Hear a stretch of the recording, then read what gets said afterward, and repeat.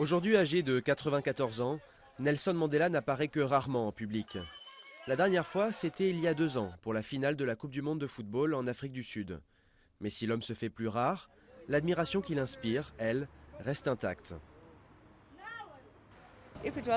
Sans lui, nous ne serions pas là aujourd'hui. Il nous a donné une voix et pour cela, il a tout mon amour. C'est un homme d'amour, de joie. Il y a beaucoup de grandes qualités. Nous l'aimons tous beaucoup. Nelson Mandela est le symbole de la lutte contre l'apartheid en Afrique du Sud. Dans les années 1950, il commence sa carrière comme avocat, puis rejoint le Congrès national africain dont il sera une figure majeure. Mais ses engagements politiques conduiront à son arrestation en 1964.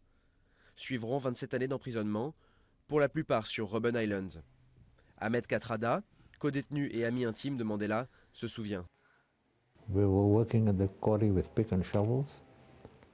Il était à la fois paysan et aristocrate. Nous travaillions dans une carrière avec des pioches et des pelles.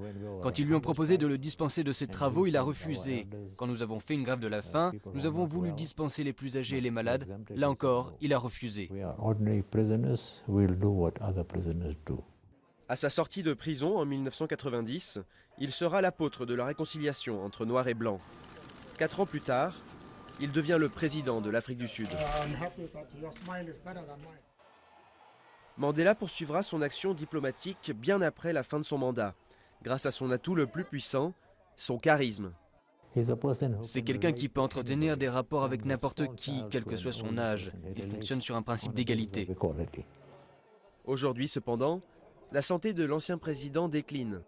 Hospitalisé pour une infection pulmonaire l'année dernière, il passe maintenant la plus grande partie de son temps à Kounou, son village d'enfance. Mais même si son absence inquiète, les Sud-Africains sont déterminés à célébrer comme il se doit l'anniversaire de l'homme qui leur a rendu leur liberté.